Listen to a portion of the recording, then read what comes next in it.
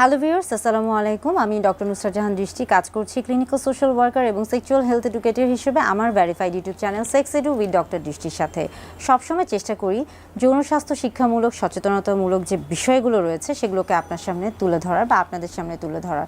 অনেক সময় অনেকেই আমার verified YouTube channel sex edu with doctor দৃষ্টিতে বিভিন্ন ধরনের যৌন স্বাস্থ্যমূলক বিশেষ কিছু প্রশ্ন করে থাকেন, যেগুলোর উত্তর দেওয়ার চেষ্টা করি একটু সহজভাবে ভিডিও বার্তার মাধ্যমে। এবং অনেক সময় সরাসরি অনেকে এসে দাম্পত্য জীবনে তাদের যৌন জীবনে বেশ কিছু অজানা প্রশ্ন থাকে বা বেশ কিছু ভুল ধারণা থাকে, ভ্রান্ত ধারণা থাকে, সেগুলোর সমাধান অনেকে আমার কাছে চেয়ে থাকেন। আমি মূলত চেষ্টা করি সেই সমস্যাগুলোর একটা সহজ সমাধান ছোট্ট ভিডিও বার্তার মাধ্যমে সহজ ভাষায় আপনাদের সামনে তুলে ধরার। আশা করি আমার এই ভিডিও বার্তাগুলি আপনাদের দাম্পত্য জীবনকে আরও সহজ, স্বাচ্ছন্দ্যময়, নিরাপদ এবং স্বাস্থ্যকর করে তুলবে। আজকে কথা বলবো যে বিষয়টি নিয়ে, সেটি হচ্ছে দাম্পত্য জীবনে নারী পুরুষ উভয়ের ক্ষেত্রে, বিশেষ করে পুরুষরা অনেকেই আমার কাছে জানতে চেয়েছেন যে আসলে কোন জিনিসটি ব্যবহার করলে তাদের দাম্পত্য জীবনে বা সহবাসে তাদের লিঙ্গের উত্থান দীর্ঘক্ষণ হবে অথবা তাদের সহবাসের সময়টা তৎক্ষণাৎ বৃদ্ধি পাবে। অর্থাৎ অনেকেই জানতে চান বা বেশিরভাগ পুরুষই এই জিনিসটা নিয়ে অনেক বেশি বিচলিত থাকেন বা অনেক বেশি আগ্রহ প্রকাশ করে থাকেন যে আসলে এমন কোনো কিছু কি আছে যে যেই জিনিসটা ব্যবহার করলে বা যেই জিনিসটা গ্রহণ করলে তার সহবাসের যে সময়টা রয়েছে সেটা তৎক্ষণাৎ দীর্ঘক্ষণ হয়ে যাবে বা বেড়ে যাবে বা একটা লম্বা সময় ধরে তিনি সহবাস করতে পারবেন, অর্থাৎ তার সেক্সুয়াল পারফরমেন্সটা ভালো হবে। হ্যাঁ, আজকে মূলত কথা বলবো এই বিষয়টা নিয়ে। তৎক্ষণাৎ আপনার সহবাসের সময় যদি বাড়াতে চান বা বৃদ্ধি করতে চান, সেই ক্ষেত্রে কিন্তু একটা খুব ভালো একটা বিষয় রয়েছে বা একটা বিষয় খুব ভালো একটা ভূমিকা রাখে, এবং সেটা হচ্ছে স্প্রে।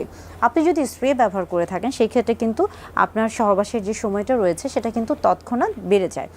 সেই ক্ষেত্রে আসুন আসলে বুঝতে হবে যে স্প্রেটা কী, স্প্রেটা কেন ব্যবহার করা হচ্ছে, স্প্রেটা কী কাজে লাগছে বা স্প্রেটা কখন ব্যবহার করছে এবং স্প্রের ভূমিকাটা কী, বা স্প্রে ব্যবহার করার ফলে এটার উপকারিতা কী বা অপকারিতা কী, আদৌ কোনো উপকারিতা আছে কি না বা অপকারিতা আছে কি না, এই প্রত্যেকটা বিষয় নিয়ে আজকে কথা বলবো।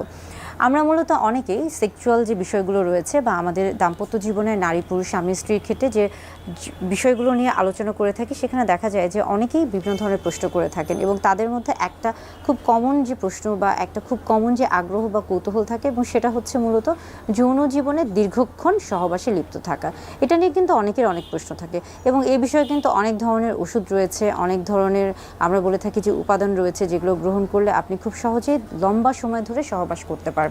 তবে স্প্রের কথায় যদি আমরা এসে থাকি, সেক্ষেত্রে দেখা যাচ্ছে যে বিগত প্রায় 10 বছর আগের কথাও যদি বলে থাকি, যে 10 বছর আগেও কিন্তু স্প্রেটা খুব বেশি প্রচলিত ছিল না, কিন্তু ইদানিং স্প্রের প্রচলনটা অনেক বেশি হচ্ছে, পরিচিত হয়েছে এবং এটা অনেকের কাছে খুব বেশি, আমরা বলবো যে অনেকেই অনেক বেশি স্বাচ্ছন্দ্য বোধ করছেন এবং পছন্দ করছেন, এবং ইদানিং কিন্তু স্প্রেটা অনেক বেশি হচ্ছে, ব্যবহৃত হচ্ছে। তবে স্প্রে নির্বাচনের ক্ষেত্রে অবশ্যই আপনাকে কয়েকটা জিনিস খেয়াল করতে হবে, এবং একটা হচ্ছে তার মধ্যে খুবই গুরুত্বপূর্ণ, সেটা হচ্ছে বাজারে বিভিন্ন ধরনের স্প্রে পাওয়া যায়। আপনি কোন স্প্রেটি ব্যবহার করছেন এবং সেটা আপনার শরীরের জন্য উপযোগী কিনা, কিংবা সেটা আপনার শরীরে কোনো ক্ষতিকর প্রভাব ফেলছে কিনা, সেটা অবশ্যই জানার জন্য একজন চিকিৎসকের পরামর্শ নেবেন। কারণ বাজারে যে ধরনের স্প্রেগুলো রয়েছে সেখানে কিন্তু বিভিন্ন ধরনের উপাদান থাকে। মূলত আমরা বলে থাকি যে স্প্রের ক্ষেত্রে বর্তমানে যে উপাদানটা ব্যবহার করা হয়ে থাকে এবং সেটা হচ্ছে লিডোকেইন। লিডোকেইন আসলে হচ্ছে স্প্রেকে দেখা যাচ্ছে যে আপনার এই যে সহবাসের যে সময়টা রয়েছে এটাকে দীর্ঘক্ষণ বাড়িয়ে তোলে।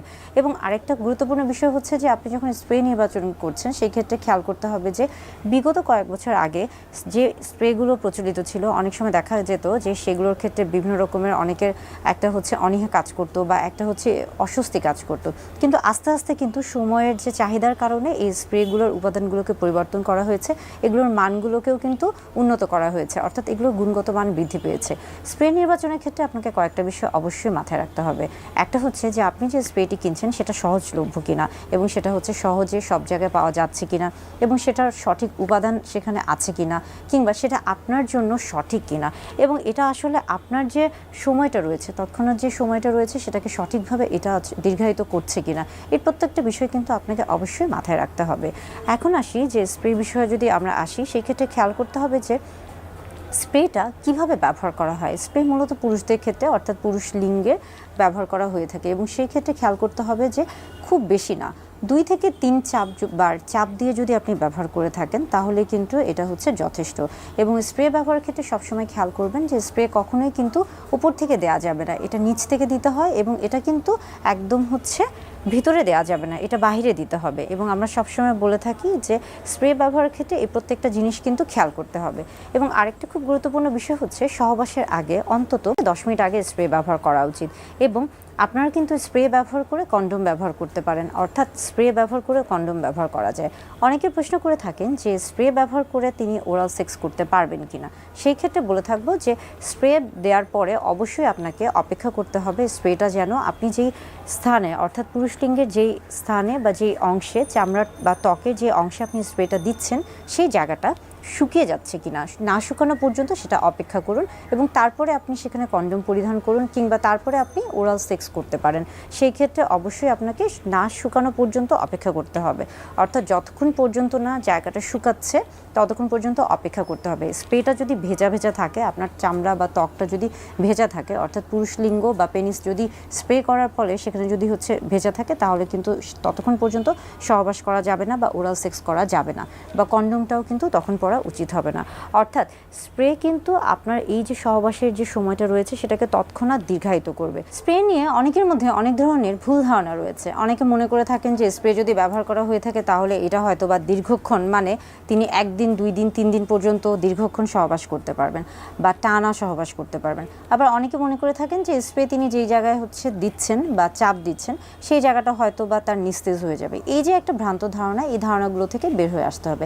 স্প্রে আসলে কিভাবে কাজ করছে, আপনি যখন যৌন উত্তেজক কোনো কিছু দেখছেন বা আপনার মধ্যে যখন যৌন উত্তেজনা কাজ করছে, তখন কিন্তু আপনার যে শরীরে, বিশেষ করে পুরুষদের ক্ষেত্রে আমরা বলে থাকি পুরুষলিঙ্গের রক্ত সঞ্চালনটা বৃদ্ধি পায় এবং সেখানে তখন যৌন উত্তেজনা তৈরি হচ্ছে এবং সেখানে দেখা যাচ্ছে যে রক্ত সঞ্চালন যখন আপনার বৃদ্ধি পাচ্ছে তখন কিন্তু আপনার লিঙ্গ উত্থান হচ্ছে এবং এই লিঙ্গ উত্থানের ফলে সেখানে কিন্তু বীর্যটাও খুব তাড়াতাড়ি বের হয়ে যাওয়ার একটা প্রবণতা কাজ করে থাকে।